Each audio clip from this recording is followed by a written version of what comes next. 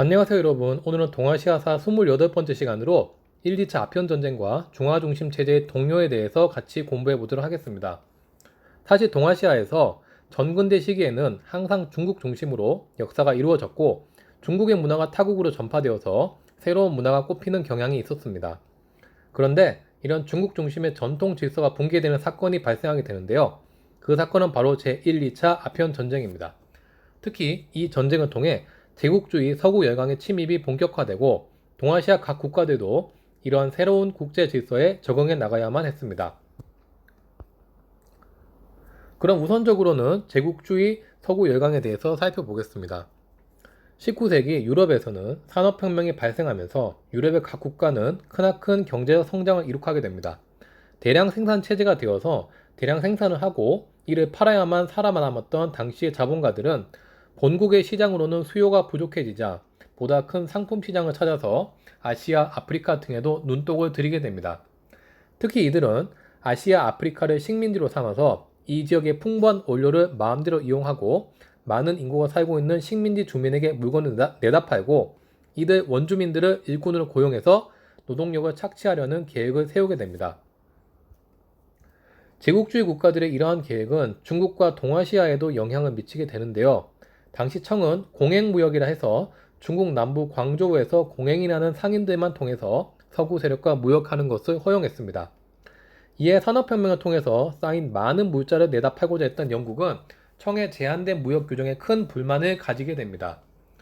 영국에서는 메카트니를 사절단으로 파견해서 권룡제에게 무역 확대를 요구하지만 오히려 거절당하기도 했습니다. 특히 자급자족적 성격이 강했던 당시 중국인들은 영국의 물건에는 큰 관심이 없던 데 비해서 영국에서는 중국 차나 도자기의 인기가 엄청나서 영국은 계속해서 무역 적자를 겪고 있었습니다. 즉, 영국은 중국인들에게 매력을 끌만한 상품이 없어서 결제 대금으로 계속 은을 쓰고 있었고 막대한 양의 은이 중국에 유출되고 있는 상황이었습니다.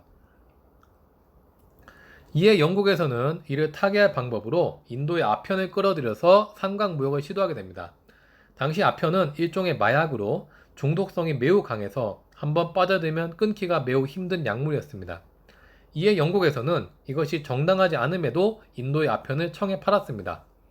역시나 결과는 영국의 바램대로 되어서 청에서는 아편 중독자가 급증해서 심각한 사회 문제가 되었고 영국은 아편 대금으로 청의 은화를 계속해서 얻게 되어서 마침내 무역 적자를 만회하기까지 합니다. 당시 청정부는 이 문제를 심각하게 여겨서 흠차 대신 임칙서를 파견해서 영국의 아편을 몰수합니다. 하지만 이에 대해 영국은 이는 명백한 무역 규정 위반이라고 반발하면서 전쟁을 선포하게 되는데 이를 1840년에 있었던 제1차 아편 전쟁이라고 합니다. 당시 영국은 산업혁명 이후 철로 된 배와 근대적 무기로 무장하고 있었고 청은 여전히 나무배와 재래식 무기에 의존하고 있었기 때문에 전쟁의 결과는 청의 일방적 대패였습니다. 결국 청은 영국과 1842년 난징 조약을 체결해서 전쟁을 종결짓게 되는데요. 이때의 내용을 살펴보면 상하이를 비롯한 5개 한국 해양, 홍콩, 영구, 한량, 치외법권 인정, 관세 자유권 박탈, 공행무역 폐지, 최애국 대우 인정 등이었습니다.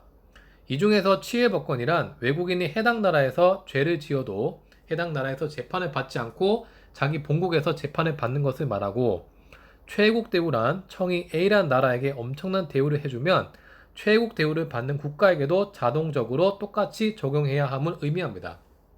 이 외에도 5개 한국 해양, 공행무역 폐지 등은 무역 확대를 꿈꾸던 영국의 희망사항이 모두 반영된 결과물이었습니다. 한마디로 영국에게 일방적으로 유리한 불평등 조약이었던 거죠. 하지만 영국의 발행과는 달리 난징 조약 이후에도 아편 외에 영국의 다른 물건 수출은 생각만큼 잘 되지 않았습니다. 자급자족 성향이 강했던 청나라의 경제 시스템상 영국 물건에 대해서는 아직 청나라 사람들이 낯설어 했기 때문입니다. 이에 영국은 다시 불만이 쌓이게 되었는데 때마침 에로호 사건이 터지게 됩니다.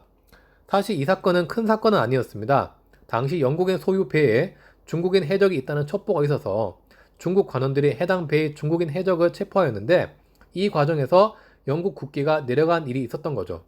그런데 이에 대해서 영국은 자신들의 국기를 모독했다는 이유로 청에게 전쟁을 선포하게 됩니다. 그리고 이번에는 선교사 문제로 불만이 쌓여있던 프랑스까지 끌어들여서 전쟁을 확대하게 되죠. 이를 1856년에 있었던 제2차 아편 전쟁이라고 합니다. 이번에도 역시 청은 고전을 면치 못했습니다.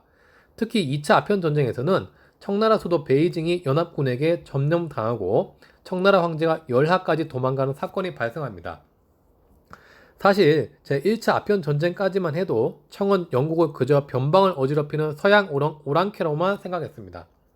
그래서 예전 몽골족이나 왜구를 대하는 식으로 이들을 살살 달래면서 무역을 조금 더 확대해주면 자연스럽게 소요 사태는 끝날 것이라 생각했던 거죠. 그런데 이번 2차 아편 전쟁에서는 수도인 베이징까지 점령당하는 초유의 사태가 발생했습니다.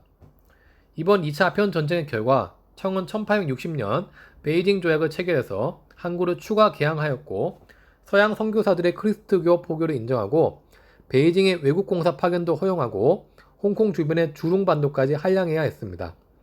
특히 서양 오랑캐들이 중국 수도인 베이징에 계속 상주할 수 있었던 것은 당시 중국인들에게 충격적인 사건이었습니다. 한편 이 상황을 지켜보던 러시아는 영국 프랑스 편에 끼어들어서 청을 공격하려 하자 청은 이를 막고자 러시아에게 조약의 중재를 부탁하였고 러시아는 중재를 해준 대가로 연해주까지 차지하게 됩니다. 어떻게 보면 러시아는 피 한 방울 흘리지 않고 큰 영토를 가지게 된 셈입니다. 이후로 러시아는 조선과 국경선을 마주하게 되었습니다. 2차 아편 전쟁을 계기로 청은 서구 세력이 이전의 북방 유목민족과는 성격이 다르다는 것을 드디어 알게 되었습니다. 그저 중국의 풍부한 물자를 이용해서 이들을 달랜다고 해결되는 것이 아니라 서양의 우수한 무기나 기술은 배워야 하고 이들에 대한 외교도 전문적으로 할 필요성을 느끼게 됩니다. 이에 청은 외교를 담당하는 기구로 총리 각국 사무아문을 신설하고 서양의 군사 기술을 배우고 도입하는 양무운동이 이후 본격적으로 추진되게 됩니다. 네, 이 1, 2차 아편전쟁은 동아시아에서도 서세 동점의 시대가 본격적으로 개막되었다는 것을 알리는 신호였습니다. 바뀌어진 국제 환경에 대해서 앞으로 동아시아 각국은 어떻게 대처할지가 궁금한데요. 앞으로 동아시아 각국의 변화의 모습들을 중점적으로 살펴보도록 하겠습니다.